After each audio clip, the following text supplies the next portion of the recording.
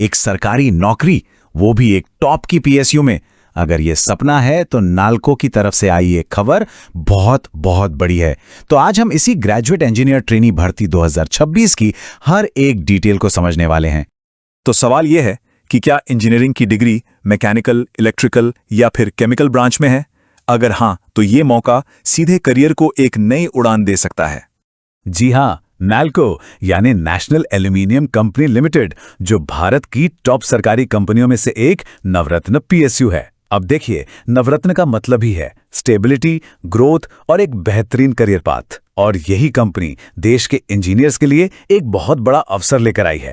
चलिए फटाफट देख लेते हैं कि आज हम क्या क्या कवर करने वाले हैं। सबसे पहले ये बड़ी खबर आखिर है क्या, फिर देखेंगे कि मौका कितना बड़ा है, कौन कौन अप्लाई कर सकता है, सिलेक्शन का प्रोसेस क्या रहने वाला है, और आखिर में सबसे जरूरी अप्लाई करने की डेट्स और तरीका क्या है। तो खबर यह है कि नालको ने ग्रेजुएट इंजीनियर ट्रेनी, जिसे हम जीईटी कहते हैं, उसकी भर्ती का ऑफिशियल नोटिफिकेशन जारी कर दिया है। इंजीनियर्स के लिए यह वाकई एक जबरदस्त खुशखबरी है। तो ये मौका असल में है क्या? चलिए अब जरा नंबर्स में उतरते हैं और देखते हैं कि यह अवसर कितना बड़ा है और हां, किन किन इंजीनियरिंग ब्रांचेस के लिए है। नालको ने इस भर्ती के जरिए कुल 110 पदों की घोषणा की है। देखिए, ये एक बहुत ही मजबूत संख्या है जो देश के कई टैलेंटेड इंजीनियर्स के लिए एक शानदार करियर के दरवाजे खोल सकती है। अब इस स्लाइड में जो बात सबसे दिलचस्प है वो है इन पदों का ब्रांच वाइज ब्रेकडाउन।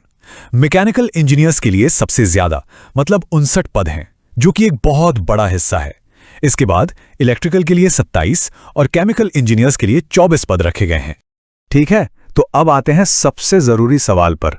इस मौके के लिए कौन एलिजिबल है, मतलब कौन कौन आवेदन कर सकता है। चलिए इसकी शर्तों को ठीक से समझते हैं।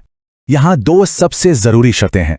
पहली कि संबंधित ब्रांच में एक फुल टाइम बीई या बीटेक की डिग्री होनी चाहिए, और दूसरी जो कि सबसे ज्यादा जरूरी है, वो है गेट 2025 का एक वैलिड स्कोर। यह बिल्कुल अनिवार्य है, इसके बिना बात आगे नहीं बढ़ेगी। चलिए अब ये समझते हैं कि नालको इन 110 पदों के लिए बेस्ट टैलेंट को चुनेगी कैसे। मतलब सिलेक्शन का प्रोसेस आखिर है क्या? सिलेक्शन प्रोसेस बिल्कुल सीधा और 2 स्टेजेस का है। पहला और सबसे क्रूशियल स्टेज है गेट 2025 का स्कोर। इसी स्कोर के आधार पर कैंडिडेट्स को शॉर्टलिस्ट किया जाएगा। आप जानते ही हैं, पीएसयूज के लिए गेट स्कोर एक तरह से क्वालिटी का पहला फिल्टर होता है। जो यहां से आगे बढ़ेंगे उन्हें फिर पर्सनल इंटरव्यू के लिए बुलाया जाएगा।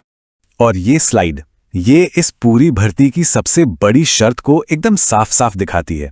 इस एक लाइन को दिमाग में बिठा लेना होगा। बिना गेट 2025 स्कोर के नालको गेट के लिए किया गया कोई भी आवेदन वैलिड नहीं माना जाएगा। तो गेट इज द की। ठीक है, तो एलिजिबिलिटी और सिलेक्शन प्रोसेस तो समझ आ गया। अब बात करते हैं सबसे प्रैक्टिकल चीज की कि भाई आवेदन कब और कैसे करना है। इन तारीखों पर खास ध्यान देना होगा।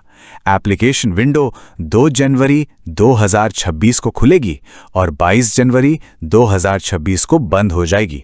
मतलब अप्लाई करने के लिए सिर्फ 20 दिन का वक्त मिलेगा। तो कैलेंडर पर इसे मार्क कर लेना बहुत जरूरी है। अब बात कर लेते हैं आवेदन शुल्क की। जनरल, ओबीसी और ईडब्ल्यूएस श्रेणी के उम्मीदवारों के लिए ये 500 रुपए है, जबकि एससी और एसटी श्रेणी के उम्मीदवारों के लिए ये शुल्क सिर्फ 100 रुपए रखा गया है। तो अब आगे के कदम क्या होने चाहिए? देखिए, सबसे पहला और जरूरी काम है गेट 2025 की तैयारी पर पूरा फोकस करना। दूसरा, अपने सभी जरूरी दस्तावेज पहले से ही तैयार रखना ताकि आखिरी मिनट में कोई हड़बड़ी ना हो। और तीसरा, अप्लाई करने से पहले ऑफिशियल नोटिफिकेशन को एक बार बहुत ध्यान से पढ़ना। तो 110 पद, एक टॉप की नवरत्न पीएसयू और एक शानदार करियर की शुरुआत। मौका वाकई बेहतरीन है, इसमें कोई शक नहीं है। अब असली सवाल तो यह है कि इस सुनहरे मौके को भुनाने के लिए कौन कौन तैयार है।